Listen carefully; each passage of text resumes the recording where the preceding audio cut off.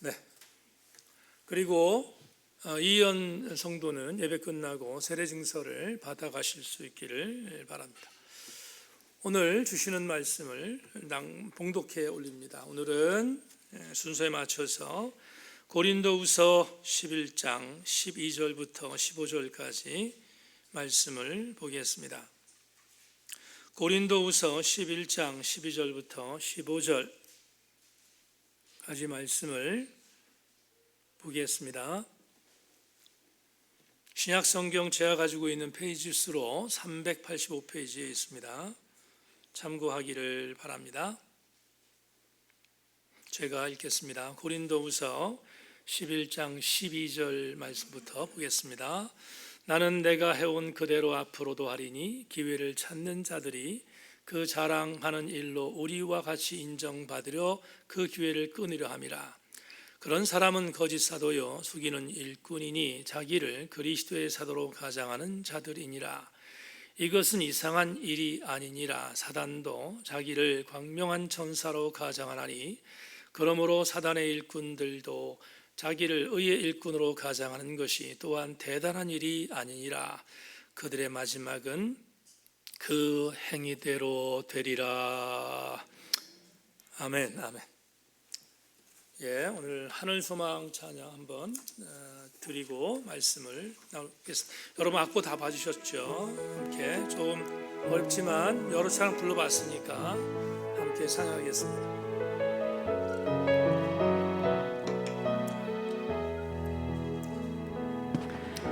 나 지금은 비록 땅을 버타며 살지라도 내 영혼 저 하늘을 디디며 사네.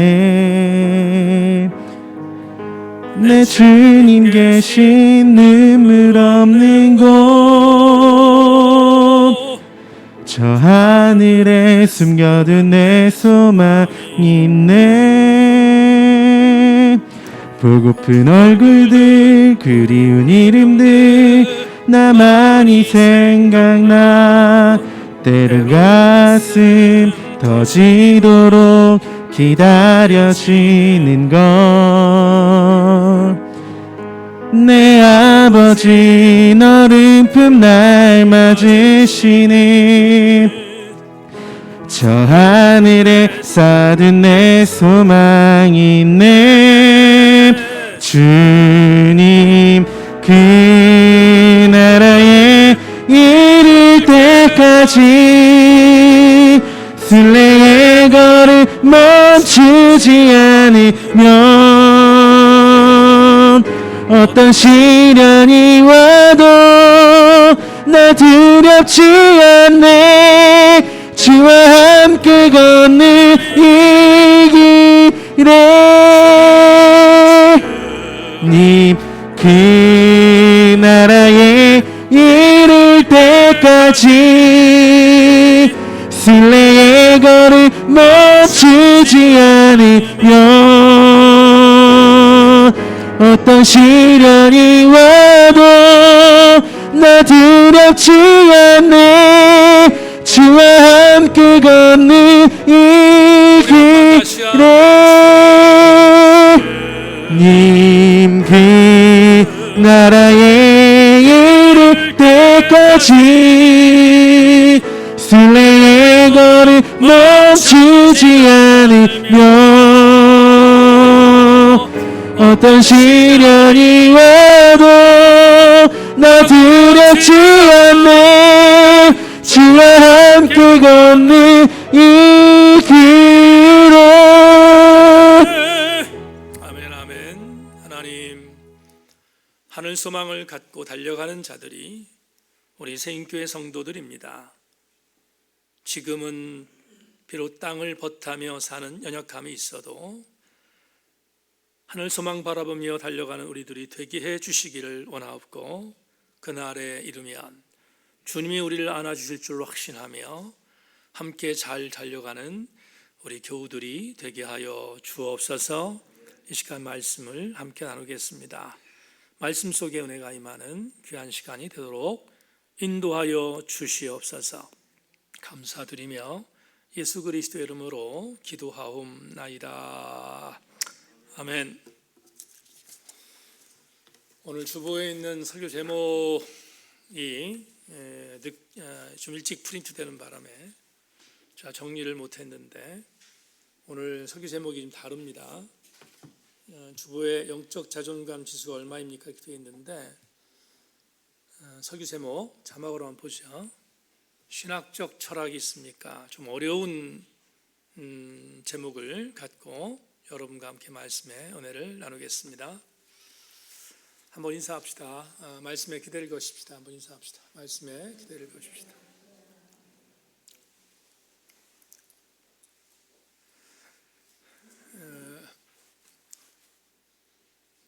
오늘 설교 제목이 좀 어려워서 여러분들에게 죄송한 말씀을 먼저 전합니다.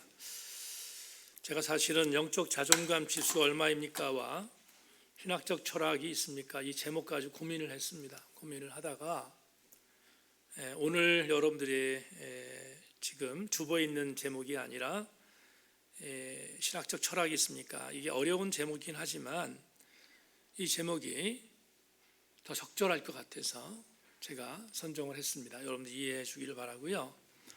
신학적 철학이라는 이 단어를 주일 낮예배 때 학술적으로 여러분들에게 설명하는 것은 그거는 방법도 아니고요. 또 되지도 않습니다.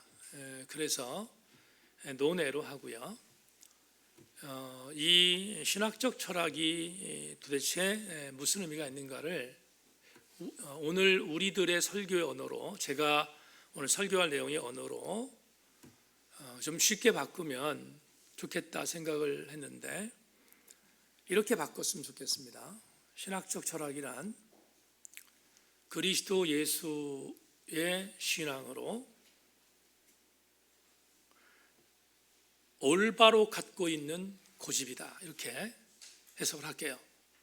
한번 다 같이 읽겠습니다. 시작. 신학적 철학이란 그리스도 예수의 신앙을 기초한 올바른 고집이다. 이렇게 좀 쉽게 신학적 철학이라는 단어를 좀 풀겠습니다. 자, 지금부터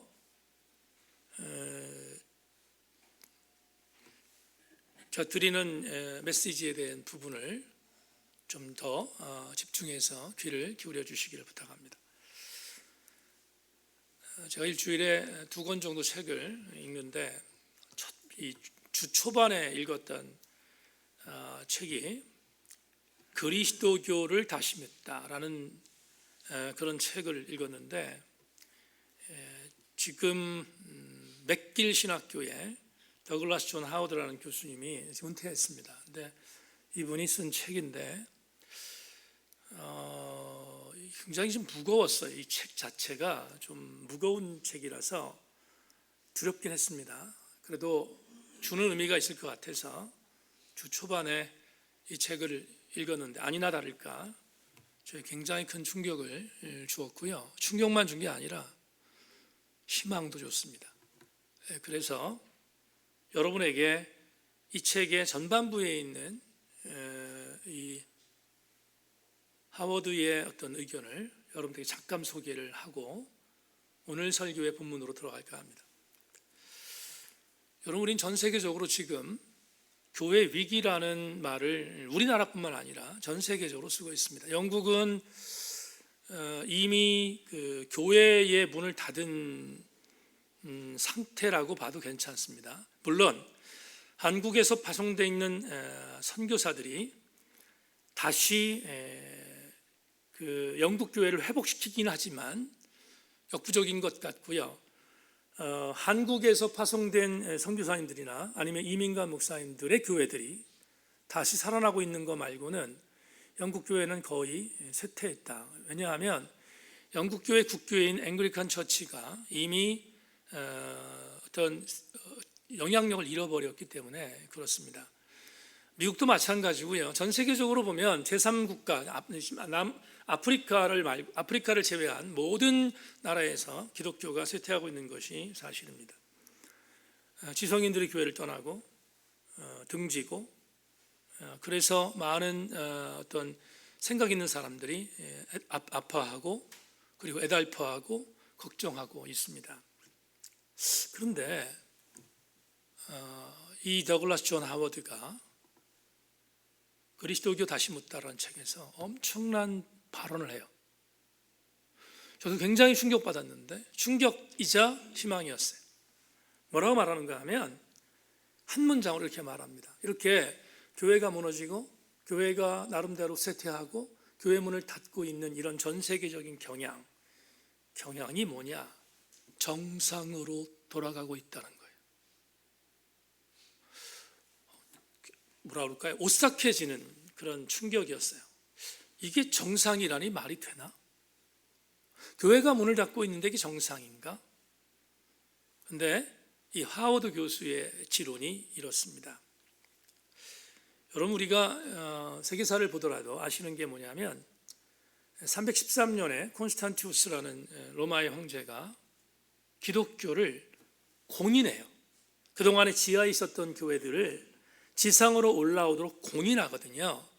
공인한 뒤에 이후에 네오도시우스라고 하는 황제가 기독교를 국교로 선정합니다. 그런데 이 하워드 교수의 기가 막힌 그런 그 지성적 갈파가 이거예요. 콘스탄티우스와 데오도시우스라고 하는 이 황제들이 기독교를, 땅속에 있는 기독교를 올릴 때 기독교는 타락하기 전까지 로마 국민의 10%를 올라간 적이 없다는 거예요. 그러니까 10% 미만의 상태로 있을 때 교회가 든든했다는 거예요. 그러면서 하워드가 이런 말을 합니다. 여러분, 제가 한 구절을 읽겠습니다. 초대교회의 이런 상황은 정상이었다. 그리스도교가 새로운 선교적 상황을 맞닥뜨릴 때마다 이런 상황은 지극히 정상적이었다. 독일 나치 시대의 고백교회, 이때가 이게 보네포가 이끌던 교회입니다. 독일 나치 시대의 고백교회에서 러시아의 철의 장막교회에서 그리스도교 신앙을 가졌다는 이유로 탄압받은 모든 교회에서 이런 상황은 정상이었다. 그리고 한때 그리스도가 명성을 누렸으나 이제는 쇠락의 길을 걷고 있는 유럽과 북미권 교회에서 이런 상황은 정상이다. 많은 이가 북미권 교회에서 극히 정상적인 상황을 받아들이지 못하고 있지만 이제 교회는 정상으로 돌아가고 있는 것이다. 와, 제가 이 글을 읽다가 말 그대로 전율했어요. 이 하워드 교수 도대체 누구지? 그런데 제가 충격도 받았지만 희망이라고 말씀드렸잖아요. 제가 하워드 교수의 말을 동의하기로 했습니다. 여러분에게 수없이 설교했지만 저는 남은 자 사상을 믿는 목사거든요. 남은 자 교회를 믿는 목사거든요. 그렇다면 하워드의 갈파가 맞는 것이 아닐까? 여러분, 세상은요, 힘이 있는 쪽으로 흘러요.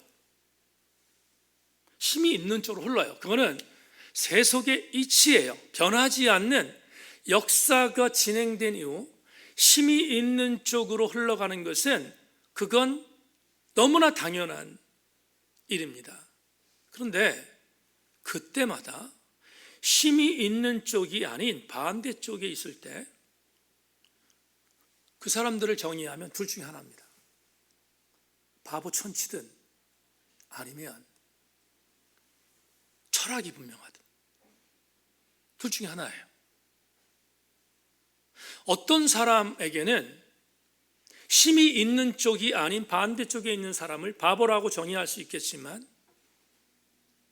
또 어떠한 분명한 마이노리티, 소수의 정예들은 이 사람들이 진짜로 분명한 철학을 갖고 있는 사람이라고 해석하는 경우도 있거든요. 근데 여러분의 담임 목사는 후자 쪽에 손을 들고 싶어요. 제가 오늘 왜 이 말씀을 드리는지, 여러분 설교 서두에서 쓸데없는 말 한 적 없잖아요. 이유가 있어요. 오늘 본문 때문에 그렇습니다. 본문에 등장하는 바울은요, 둘 중에 하나입니다. 바보 천치든 아니면 오늘 설교의 제목처럼 신학적 철학이 분명했던 사람이든. 근데 말할 것도 없이 저는 바울을 전자라고 생각한 적이 한 번도 없습니다. 후자지. 왜 그런지를 여러분과 함께 나누겠습니다. 우리 지난주부터 우리가 다시 고린도후서 강의를 시작했는데, 여러분 고린도 교회에 있는 반대자들이 바울을 공격했잖아요. 근데 지난주에 뭐라고 공격했는가 하면 사례비도 못 받는 불쌍한 자, 자기가 세운 교회에서 사례비도 못 받는 바보 같은 인간, 떠돌아다니는 순회 설교자 정도, 가치가 완전히 떨어진, 돈을 받을 만한 자격이 없는 자로 고린도 교회의 적대자들이 바울을 공격했습니다. 제가 지난주에 무례하지 맙시다 이렇게 제목 정했는데, 말 그대로 무례의 극치를 범했던 자들이죠. 그런데 바울이 자기를 변호하죠. 뭐라고 변호했습니까? 내가 고린도 교회 공동체에서 사례를 받지 않는 이유는 내가 자격이 없기 때문이 아니라 두 가지다. 나는 자비랑으로 선교하는 직업이 있는 사람이고, 두 번째, 내가 너희들에게 폐를 끼치고 싶지 않다. 이게 얼마나 여러분 목회자로 자존감입니까? 그런 생각을 갖고 내가 너희들한테 사례를 받지 않는 거지, 나는 자격이 없어서 사도권이 없기 때문에 받지 않는 것이 아니다. 분명히 자기를 변호했습니다. 오늘은 그 다음 구절이에요. 이런 변호를 이어가는 그 다음 구절 12절 봅시다.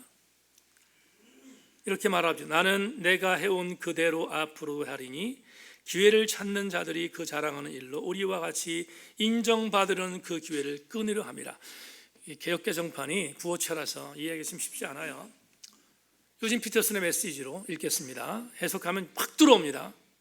이와 관련하여 나는 내 입장을 바꾸지 않을 작정입니다. 여러분의 돈을 받느니 차라리 죽는 편을 택하겠습니다. 나는 악착같이 돈을 모으면서도 자신을 특별한 존재로 자처하는 설교자들과 한통속으로 취급할 빌미를 누구에게도 주지 않을 것입니다.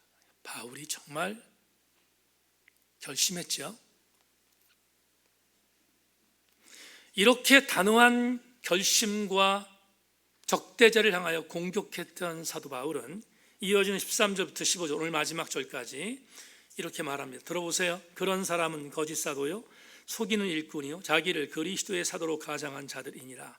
이것은 이상한 일이 아니니라. 사단도 자기를 광명의 천사로 가장하나니 그러므로 사단의 일꾼들도 자기를 의의 일꾼으로 가장하는 것이 또한 대단한 일이 아니니라. 지금 13절부터 15절까지 말씀에서 바울이 자기를 공격하는 적대자들을 정의합니다. 한마디로 뭐라고 해요? 거짓 사도다 이렇게 말하죠. 여러 단어가 나오죠. 속이는 일꾼, 그리스도의 사도를 가장한 자, 광명한 천사와 같이 변장한 자, 사단의 일꾼. 근데 이걸 묶어버리면 분명하게 말합니다. 그들은 거짓 사도다. 대단히 공격적인 자기 변호이지요. 그러면 왜 이렇게 바울이 열을 받았을까? 바울이 이 정도로 정말 굉장히 여러분 대단한 그런 언어들을 동원해서 적대들을 공격하고 있지 않습니까? 왜 바울이 이 정도로 열이 받았을까? 이유가 뭘까? 조금 전에 설명했던 지난주의 설명과 오늘 설교의 설명을 합쳐보면 요즘 정치에 잘하는 말로 정치에서 정치인들이 툭하면 말들 있지 않습니까? 네거티브 공세 때문에 사도 바울을 그렇게 공격하면 안 되잖아요. 근데 너무 치졸하게 공격했잖아요. 적대자들이 너무 치사하게 공격했잖아요. 바울은 자격이 없어서 사례비를 안 받는 게 아니거든요. 조금이라도 고린도 교회의 공동체의 경제적인 부분에 있어서 폐해를 끼치지 않기 위해 자기의 자비량으로 사역했어요. 여러분, 지난주에 우리 공부했지만 바울이 빌립보 교회와 베레아 교회의 선교비를 받았어요. 그 선교비 부족하기 끝이 없었어요. 어제 재정부 회계한테 전화가 왔어요. 목사님, 재정부가 아니라 선교부에서 선교부 회계로 있는 지체한테 전화가 왔어요. 목사님, 제가 잘 파악을 못했는데 우리가 지금 17개 교회를 돕고 있는데 15개까지만 계좌가 나가고 2개의 계좌가 나가지 않았다는 거를 어제 알았다는 거예요. 그래서 목사님, 너무, 물론 제가 성질이 좀 안 좋은 사람인 걸 알고 그 지체가 좀 두려워하는 마음으로 전화를 했어요. 근데 제가 웬만한 거는 딴소리 안 하거든요. 웬만한 건 딴소리 안 하고 싫은 소리 안 하는데 어제는 제가 좀 싫은 소리를 한 게 뭐냐면, 선교비가 제대로 나가는지를 파악하지 못했다는 것은, 그건 우리는 주는 교회지만 받는 사람들 입장에서 바라볼 때는 그게 피잖아요, 피. 그러니까 우리가 직무유기한 거야. 그래서 어제 회계하고 그런 얘기했습니다. 행정적인 착오로, 은행에서 행정적인 착오로 잘 되지 못한 것을 바로잡고 곧바로 월요일날 3개월치를 수급해서 보내십시오, 이렇게 제가 말씀을 드렸는데, 선교비는 피잖아요. 베레아 교회와 빌립보 교회에서 사도 바울을 돕는 물질이 얼마나 되겠어요? 얼마 되지 않아요. 그럼에도 불구하고 사도 바울은 자비랑 선교를 사수했어요. 고린도 교회라는 부자 교회한테 마땅히 받아야 할 사례비를 받지 않았어요. 아마 오늘 여러분 설교 첫 번째 제가 얘기했던 영적 자존감의 지수 때문이지 않았겠습니까? 그런데 적대자들은 그걸 갖고 치사하게 공격했다고요. 받지 못할 자격 없는 자, 사도권이 없는 자, 이렇게 공격했잖아요. 바울이 이 공격을 더 이상은 묵과할 수 없었다 생각했고, 그래서 오늘 본문에서 단호하게 이렇게 전하고 있습니다. 여러분, 제가 목회하면서 제가 전제합니다. 또 국회하는 분이 있을 것 같아서 정상적인 목회자를 건드리지 말아야 할 금기가 있어요. 뭐냐 하면 물질 갖고 장난질하는 거예요. 정상적인 목회를 하는 목회자에게 교회에서 물질 갖고 갑질하거나 장난질하는 것은, 그건 목사에게 던지는 마지노적인 금기 상황이에요. 제가 예를 하나 들겠습니다. 적어도 교회는 이래야 된다는 거죠. 여러분, 제가 1989년에 단독 목회를 시작했습니다. 밀양에 있는 우리 교회에서 지금 지원하고 있는 밀양에 있는 대곡교회 농촌교회인데요, 정말 깡촌이었어요. 근데 제가 거기로 들어가서 단독 목회를 3년을 했습니다. 이유는 제가 안수를 받은 직전교단에서는 당시에는 단독 목회 2년이라는 캐리어가 없으면 안수를 못 받았어요. 둘 중에 하나를 해야 돼요. 개척을 하든 아니면 뭐 조그만 교회 가든 농촌 교회를 가든 하여튼 들어가서 단독 목회 2년을 마쳐야 되는데, 제가 그 당시에 갖고 있는 물질도 없었고 그럴 자신도 없었고 해서 저는 개척을 포기하고 단독 목회를 들어갔습니다. 농촌으로 3년 동안 사역을 마쳤습니다. 근데 3년 동안 목회하면서 그 교회에서 나누었던 사랑은 이론으로 표현할 수 없어요. 거기 농촌교회입니다. 근데 대단히 행복하게 농촌교회인데 그 교회는 청년들과 학생들이 많았어요. 하나님이 저에게 주신 은혜의 조건이라고 생각합니다. 잠깐 말씀드리죠. 들어갔는데 그 농촌교회에 정말 전설의 고향이 나올 만한 그런 농촌교회 가서 쥐들이 우글우글거리고 뱀들이 막 다미를 다니고 막 이러는 교회, 그런 교회에서 3년을 목회를 했는데 저는 지금도 뱀이 나면 아주 징글징글 맞습니다. 근데 그 교회가 얼마나 아름다운 교회였는가. 고등학교를 졸업한 청년들이 근처에 있는 도시로 나갑니다. 창원, 마산, 대구, 심지어는 대구, 부산까지 직장 잡아 나가요. 근데 토요일마다 일사불란하게 들어와요. 그 청년들 상업고등학교 졸업해서 직장 나가서 월급 받는데 그 월급이 얼마나 되겠어요? 박봉이지 않습니까? 근데 그 청년들은 약속이나 하듯 토요일 날 고향으로 돌아옵니다. 돌아와서 교회를 섬겼어요. 예외 없었어요. 섬겼어요. 그들이 박봉의 월급을 받고 그 박봉의 정말 소중한 11조를 하나님께 드려서 농촌교회를 세워갔어요. 그런데 지금도 제가 참 감동이 뭐냐면 청년들이 들어올 때 양손에 뭘 들고 와요. 하나는 지금은 없어졌어요. 여러분 아시나요? 이 라면? 있다면 있는지 아세요? 이 라면이 있었어요. 근데 이 라면을 사갖고 들어오고요. 한쪽에는 그때 요한이가 그때 돌 막 지났을 어간이었거든요. 요한 전사가.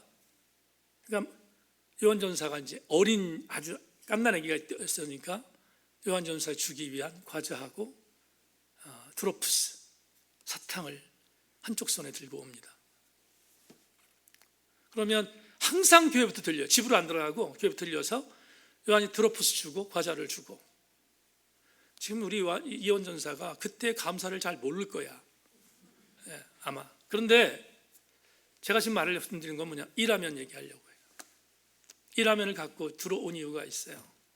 그게 재정이 얼마 안 되니까 우리 식탁 공동체, 점심 식탁 공동체를 해야 하는데 그때는 이 라면 먹는 게 유일한 방법이었어요. 이 라면을 먹는 게. 아내가 이 라면 말고 밥을 먹이려고 무지 노력했는데 그걸 계속해서 먹일 수 있을 정도의 경제적 형편이 안 됐거든요. 그러니까 이 라면을 갖고 들어와서 이 라면을 먹고 그리고 점심 식탁 공동체 하는데 주일학교 예배를 다 인도하고 그리고 청년들이 나가요. 또 자기의 어떤 터전 나갑니다. 근데 그때 이 라면을 갖고 들어온 청년들이 한 번은 이래요. 전사님, 사모님, 도시에서 하시다가 농촌에 들어오셔서 우리를 위해서 이렇게 목회하시는데 이 라면밖에 대접하지 못하는데 너무 죄송하다고.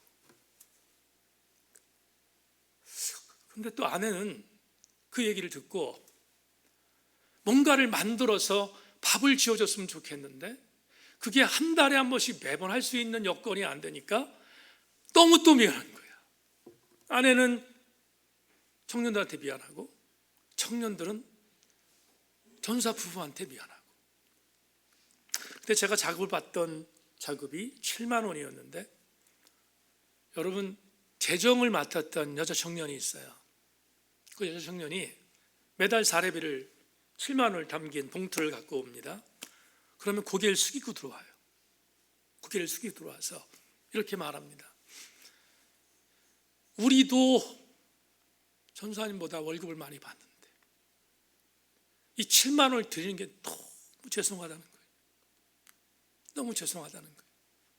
7만 원을 놓습니다. 그러면 저는 그 봉투를 받고 막 울어요. 그 7만 원은 7만 원이 아니거든요. 그건 피예요, 피. 3년 있는 동안 그 성도들의 그런 사랑을 받았어요. 지금 30년이 지났는데 아내가 그런 얘기를 주문해 오듯이 돼요. 그때 조금만 더 힘을 썼으면 아이들한테 밥 먹였을 텐데.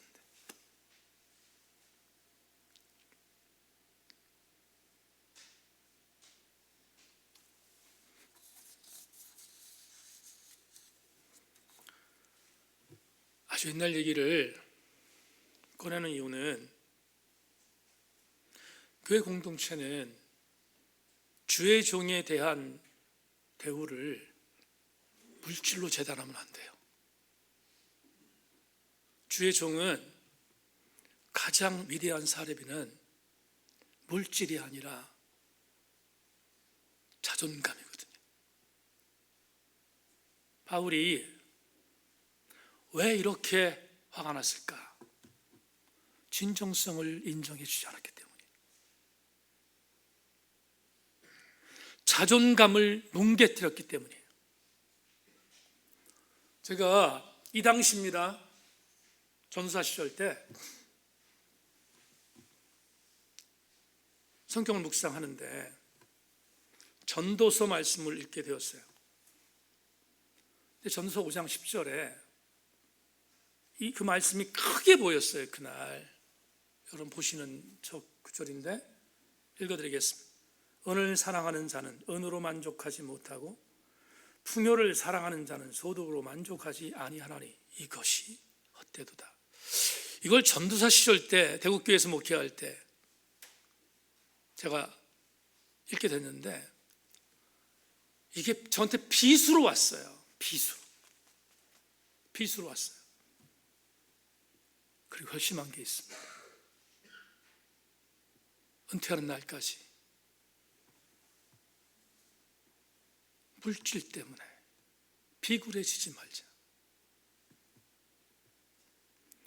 여러분 지금 대국교회에 담임 목사님 사모님이 누구냐면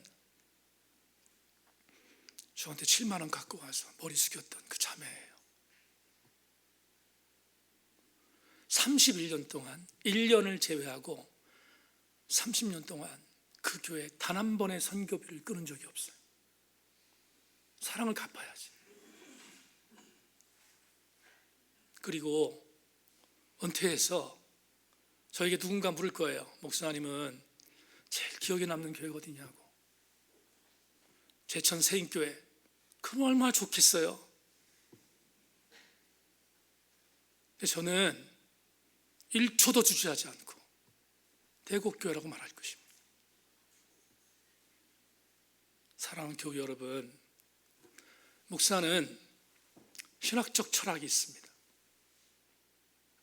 그 신학적 철학은 물질에 노예되지 않겠다는 것입니다. 바울은 물질에 노예되지 않도록 목숨을 걸었어요. 그래서 오늘 고린도 교회 성도들을 향해서 특별히 적대들을 향하여 이렇게 공격하며 자기를 변호한 것입니다. 내가 죽는 한이 있더라도 너희들에게 물질을 받지 않을 것이다. 이제 여러분에게 드리는 오늘 설교의 레마를 정리하고 설교를 마무리하겠습니다. 오늘 우리에게 주시는 말씀에 대한 본문을 갖고 저와 우리 세인교회 성도들이 함께 나누어야 할 영적인 레마가 뭔가 자막으로 보겠습니다.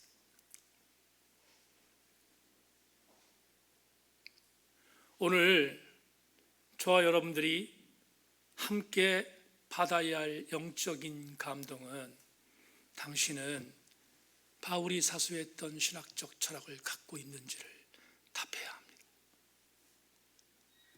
여러분들은 그리스도인입니다.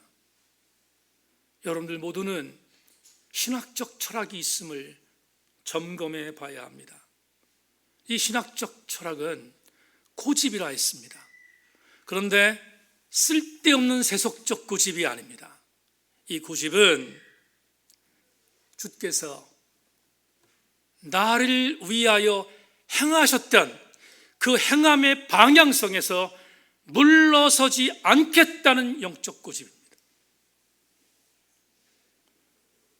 이 고집을 우리는 사수해야 합니다. 왜? 오늘 본문 마지막 절이 시퍼렇게 살아있기 때문입니다. 오늘 본문 15절 하반절에서 바울은 자기를 공격하는 적대자를 향하여 이렇게 경고성 메시지를 남깁니다. 그들의 마지막은 그 행위대로 되리라. 이강동 목사의 목회적 철학을 우리 교우들에게 18년 동안 전했습니다.